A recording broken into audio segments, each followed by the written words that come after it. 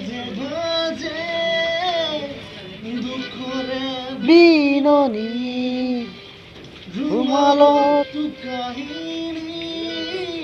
ৰুমালে জীৱনী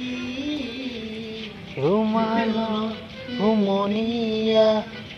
ৰুমালত উচুপনি ৰুমাল ৰুমাল ৰুমাল ৰুমাল এখন ৰঙা ৰুমাল ৰুমাল ৰুমাল ৰুমাল ৰুমাল আজি এটা ৰুমাল 120 শতিকা কোন কাহানী দেখায় যদি কাজল চকু মনত কৃষ্ণ সুৰাতন